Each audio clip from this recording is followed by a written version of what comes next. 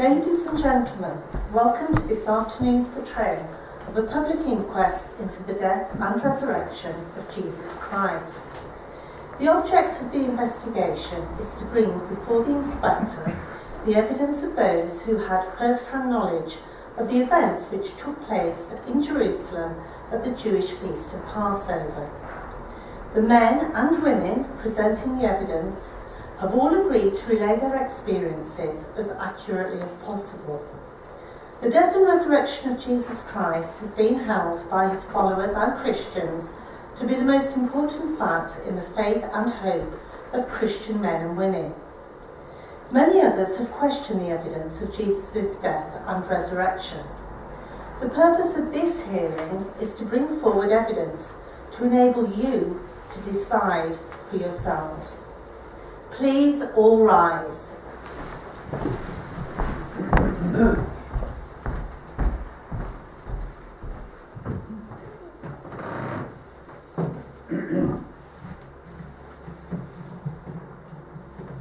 Please sit.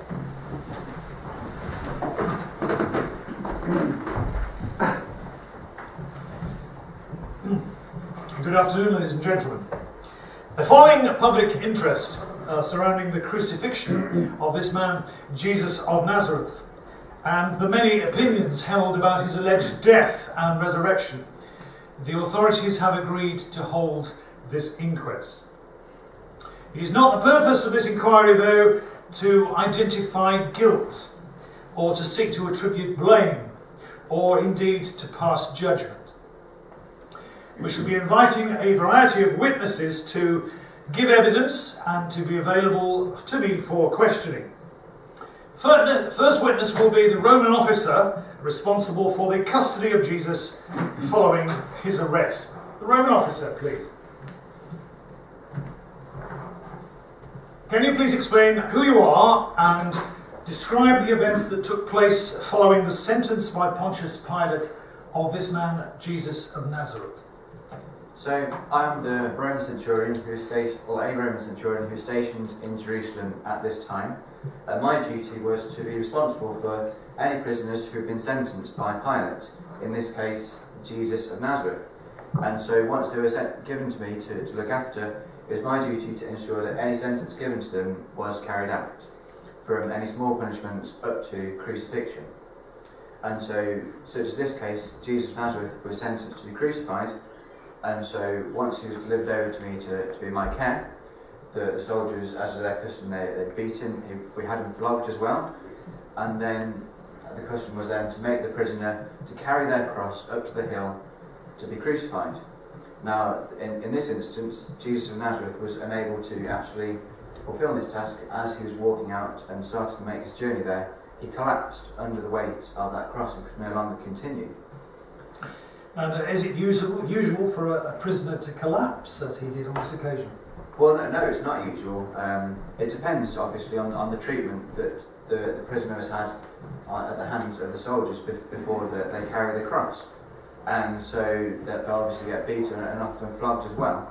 But usually we force them to carry the cross regardless. If they stagger a bit, we'll give them a shove and just get them to carry on carrying, because they're going to their death anyway, so a bit more of a struggle isn't going to make a difference. But this man, Jesus of Nazareth, he just physically could not carry his cross any further.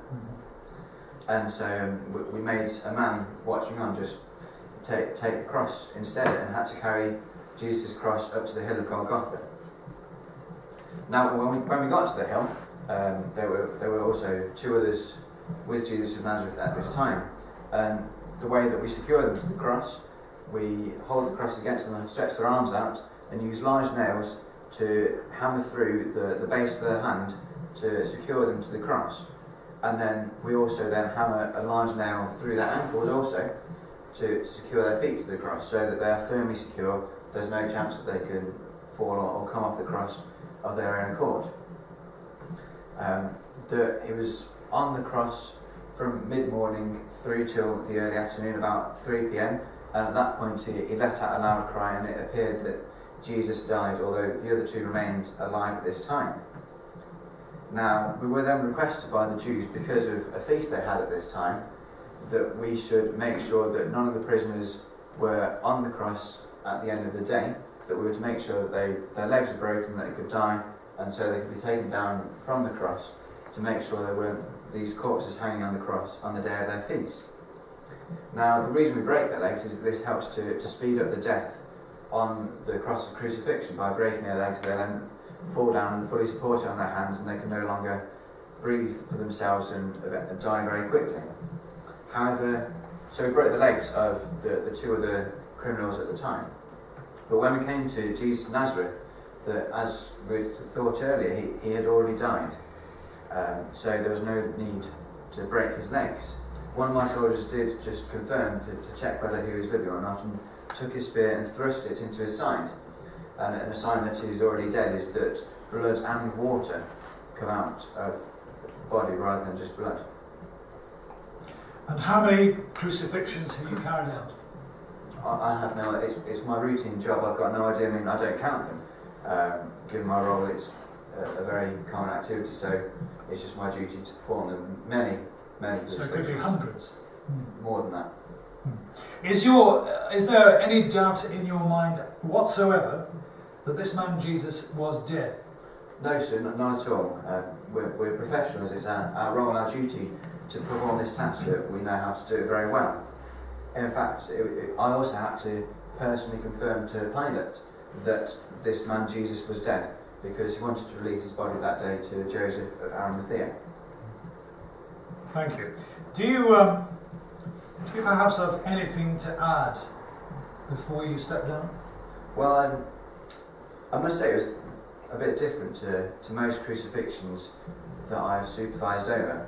There was something different, something slightly special about this man. There was a lot of commotion before his trial, also before he was handed over to Pilate.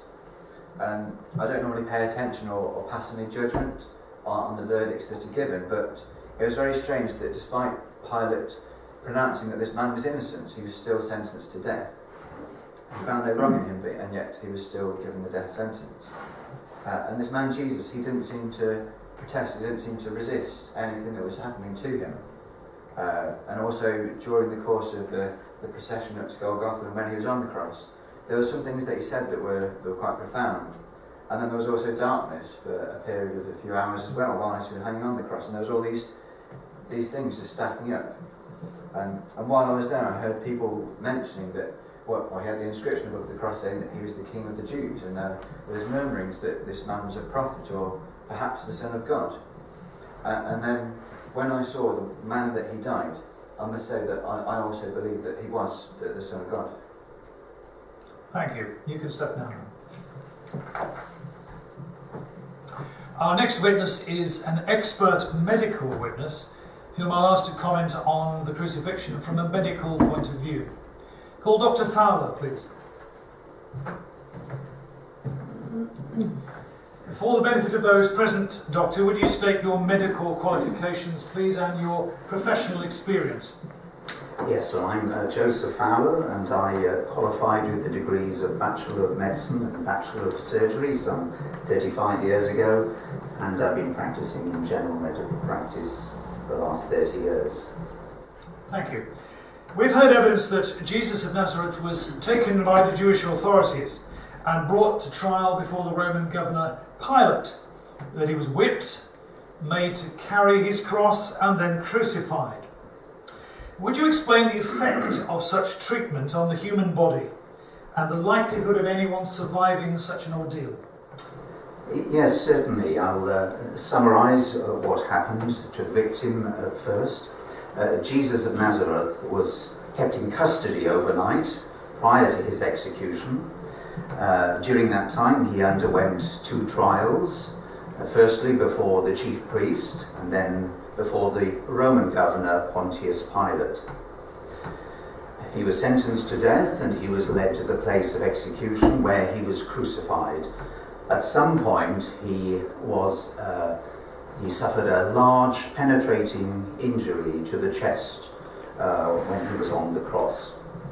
Now, regarding the nature of the injuries, he suffered numerous blunt injuries both to the head and the body, caused by hand slaps, fists, and strikes by rods. Someone had formed a ring or a crown from twigs which bore very long and sharp spines, and this was evidently thrust onto the top of the head of the victim, and this caused numerous small piercings and small lacerations to the scalp.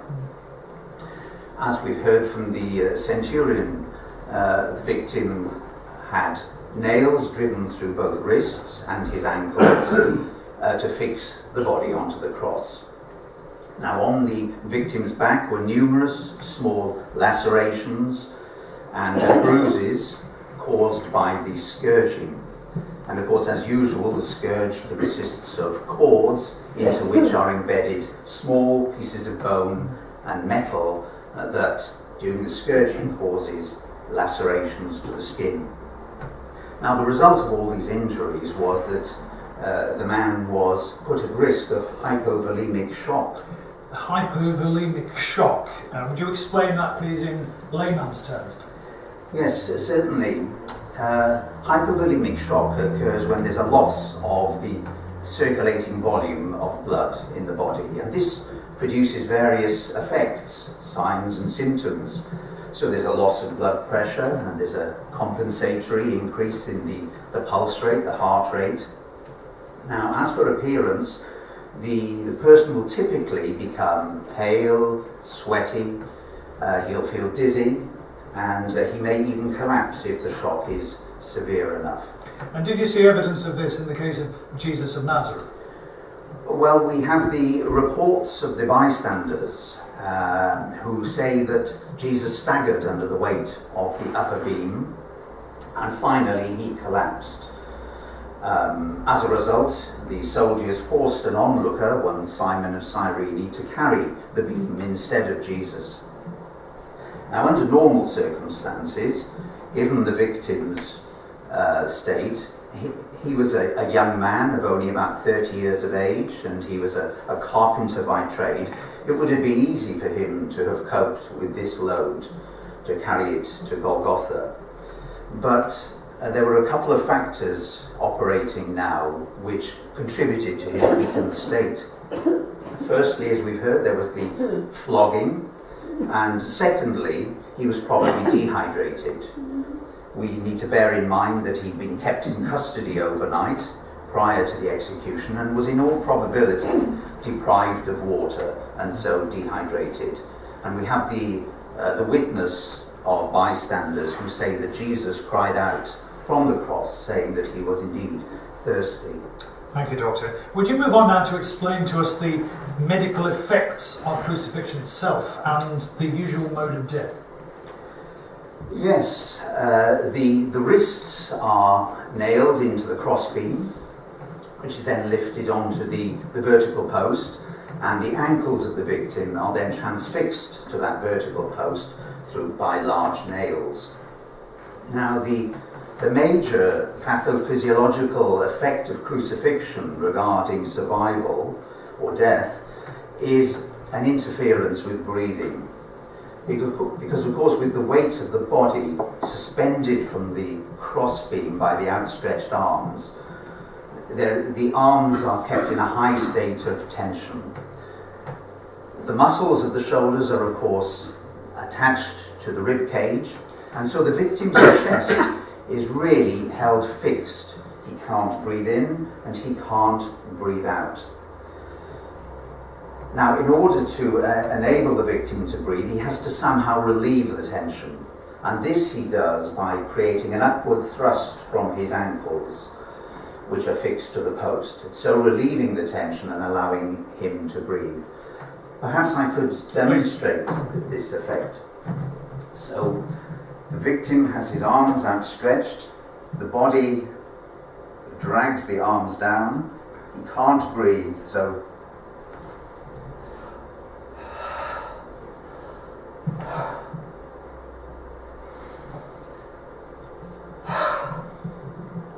and so on. So what happens is the victim suffers a long period of torture.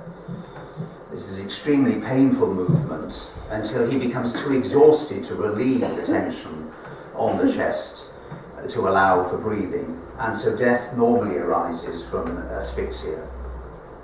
I understand that the attendant soldiers broke the legs of the two criminals crucified with Jesus, but they didn't do this to Jesus himself.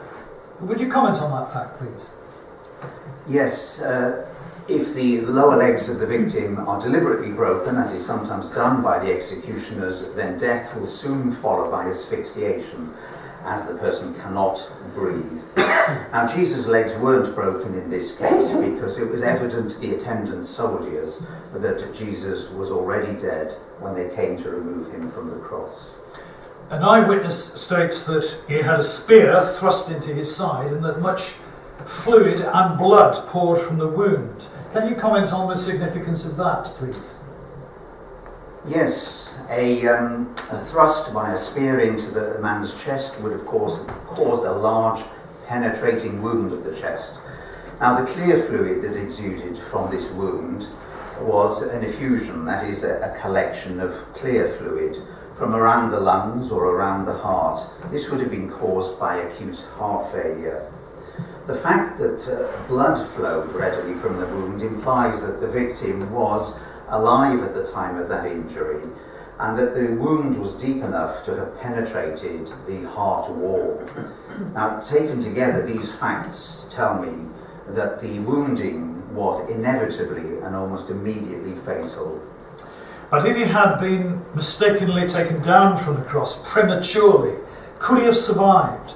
And if so, could he have escaped from his tomb? Even with immediate attempts at resuscitation of the best sort, he could not have survived those injuries. And I have to assume here that he didn't sustain that large penetrating wound to the chest. Had that not been the case and he'd simply been crucified, I still don't believe he could have escaped from the tomb with those wrist and ankle injuries, which would have been severe.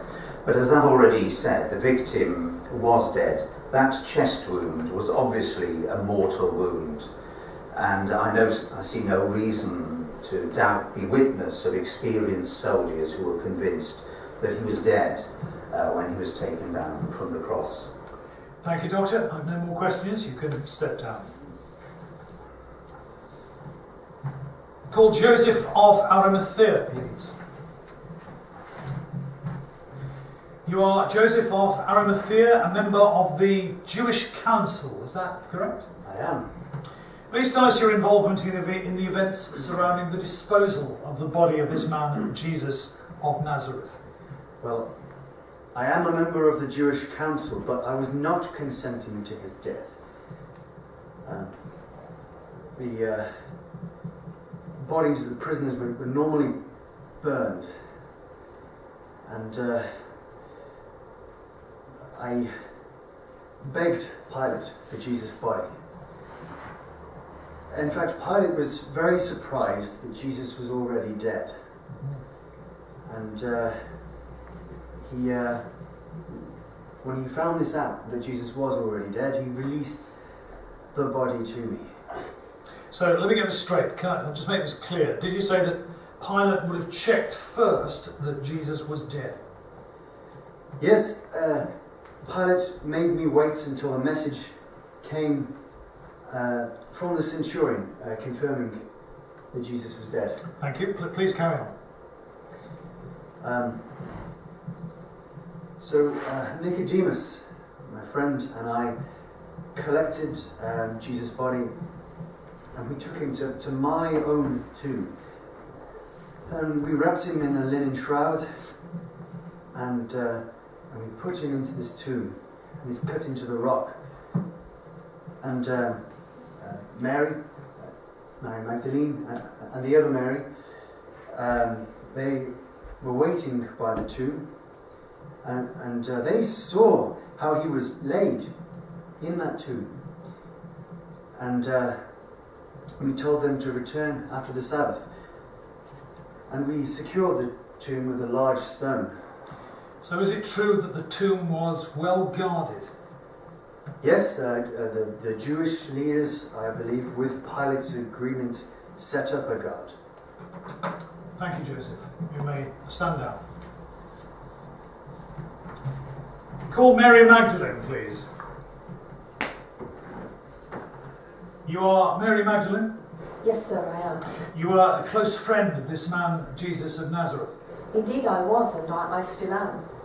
Please give us some details of your relationship and in particular the events of the Passover, please.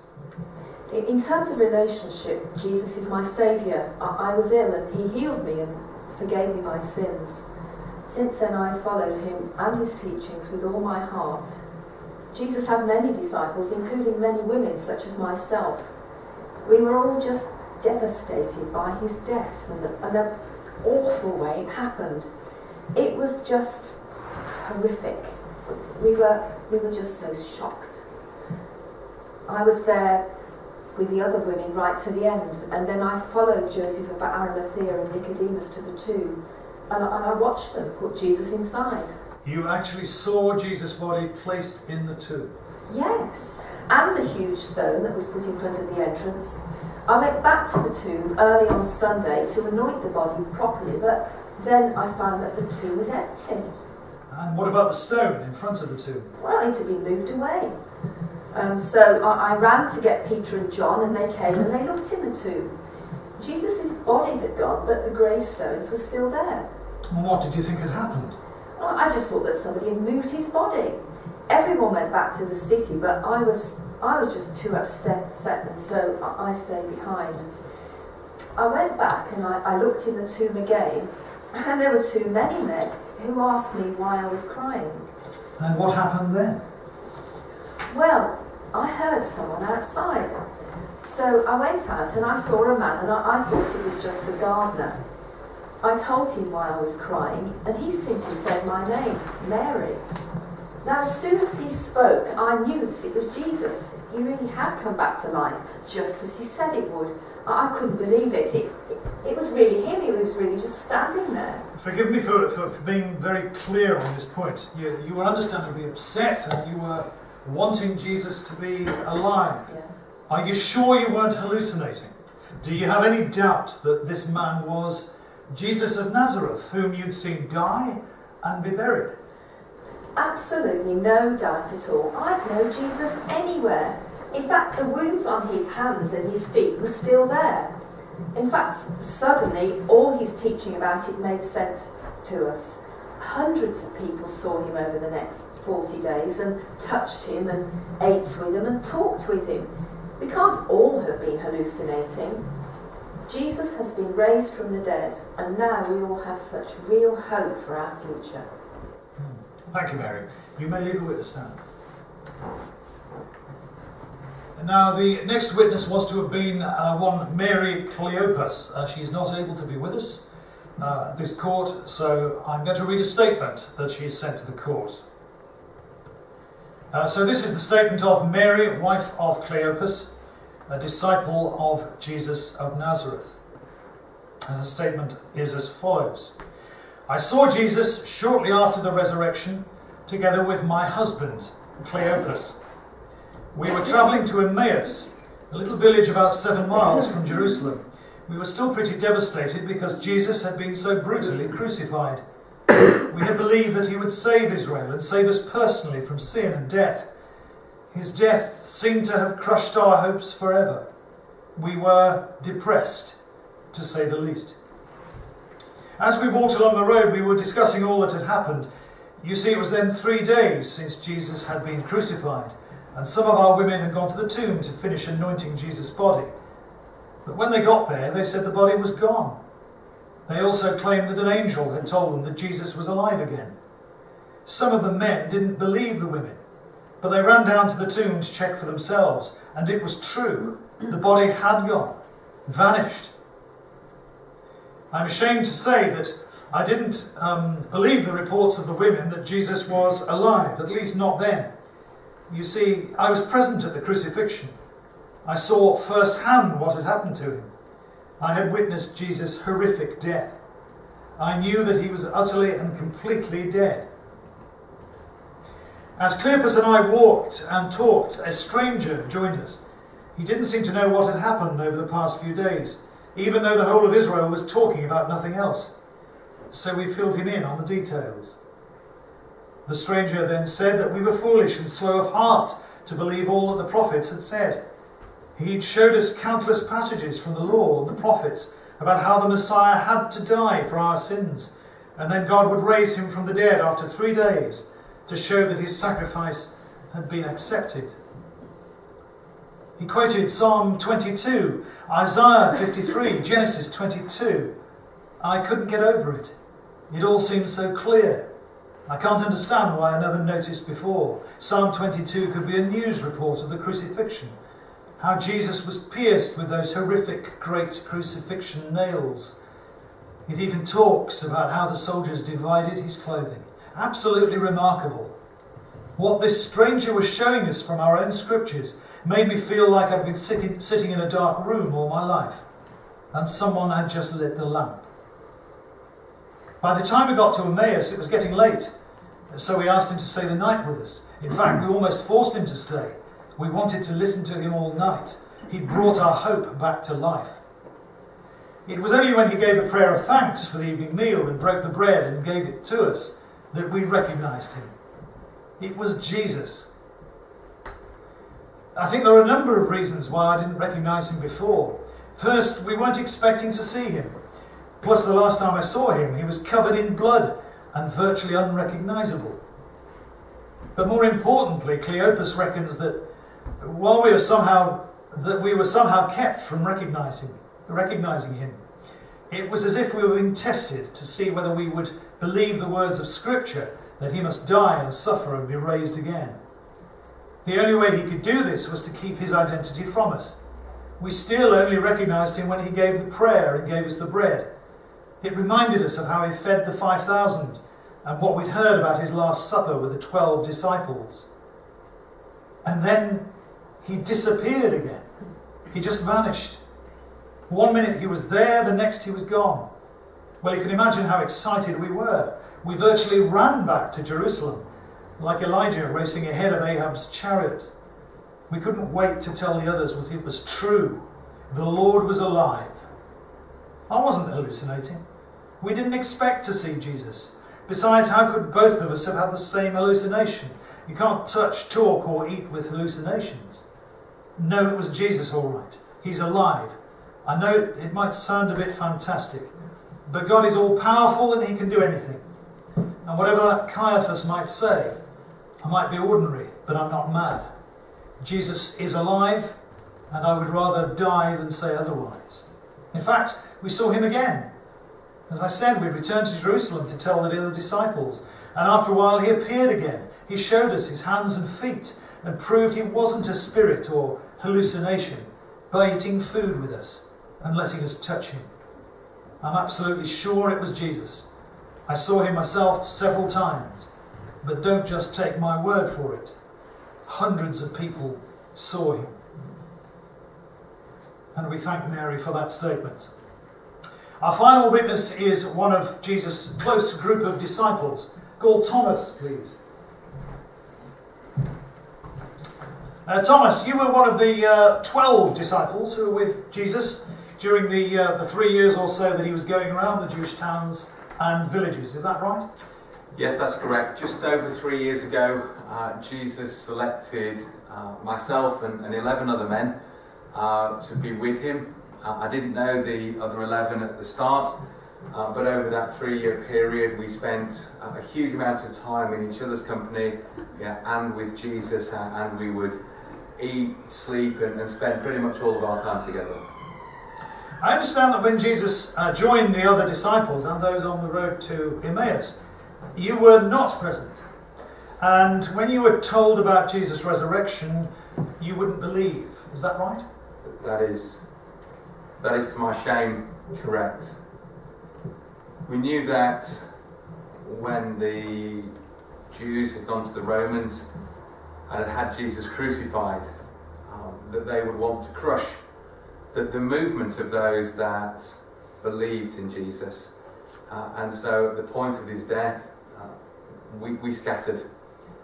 We all went our different ways for fear of our lives, and I went back to my previous life, and it wasn't until a few days later that I had the courage to go and meet with the other 10 by that stage. Judas had by this stage left the company, and so to meet with the other 10, and when I got to them, they told me that Jesus had been with them, that he'd met, they'd been in a locked room, and Jesus had come into the middle of that room and he'd spoken to them.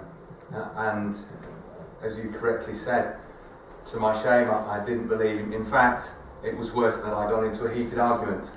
They were trying to tell me that Jesus was there, and I just would not believe it. And ultimately, I said to them in anger and frustration that unless I could see the wounds in the hands and the side of Jesus, I didn't care what they were going to say, that there was no way that I could or would believe them. So why would you not accept this? I mean, hadn't you seen his miracles? Hadn't you seen the raising of this man, Lazarus, from the dead? Yes, I'd spent 3 years with Jesus, and I'd seen many amazing things. You heard of the feeding of the 5,000, on another occasion about 4,000 people who were fed from a couple of loaves and some fishes. I'd been in a boat when Jesus had walked on water, and you mentioned Lazarus. We were together, and news came to Jesus that one of his best friends, Lazarus, was very ill. And Jesus said, "No, I'm not going to go now." It was about three days later, something like that. We went to the house of Lazarus and Mary and Martha. By the time we got there, Jesus was told that Lazarus had died. Anyway, Jesus went to the tomb and instructed the stone to be taken away, and called for Lazarus to come out, and Lazarus did indeed come out, still bound in his grave clothes. But Jesus had done all of this. He'd been the one who said, "Lazarus, come forth." He'd been the one who had said to the winds and the waves to be still, and I could see no way that Jesus himself, having been put to death by the Romans, as you heard from the centurion, how was it possible? How could it be possible that this man could come back from the dead? I just could not and would not believe it. So what changed your mind?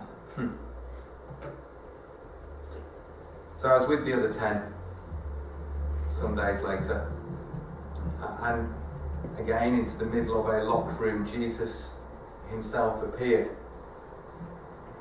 This was the man that I spent 3 years with. There was no doubt in my mind that it was Jesus. And he came across to me and he said, "Thomas, here are my hands and here are my sides," and showed me the wounds, and went further. He invited me to place my hands, my fingers into the wounds. I couldn't do that, but as he showed me those wounds, there was no doubt that this was Jesus. This was my Lord. This was the Son of God that I'd spent this time with. There was no doubt at that stage when I saw him, I spoke to him, and he showed me those wounds. Thomas, what would you say to those who find it hard to believe that Jesus rose from the dead? I would say, look at the evidence. I feel like I've had a second opportunity. I doubted. And Jesus came and showed himself to me, to anybody who has doubts. I would say, consider the evidence, listen to what you've heard, and have faith that Jesus is alive. Thank you, Thomas.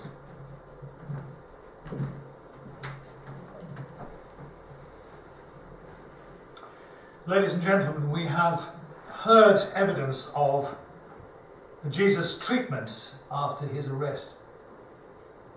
We've heard about the crucifixion of this man and evidence of his death on the cross. We've had expert medical opinion regarding his experiences and the injuries he received. Some have unequivocally stated that Jesus was dead. And we've had evidence that Jesus was seen after he was dead, that he had risen from the dead. Unfortunately, time doesn't allow us to hear all the witnesses, like people who've been mentioned, like Peter and James and others. But this evidence has been placed before this inquiry. It's for us, indeed it's for you, to decide, is there evidence to believe beyond all reasonable doubt that Jesus both died and rose from the dead? All rise.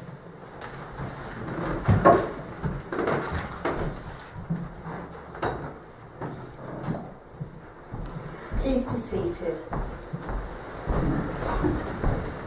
We have seen some of the evidence from people who saw the events in Jerusalem that Passover.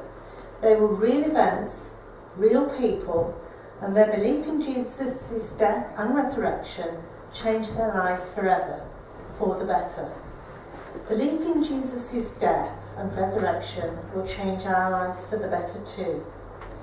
You have to make the judgment for yourselves. Is it reasonable to believe that Jesus rose from the dead?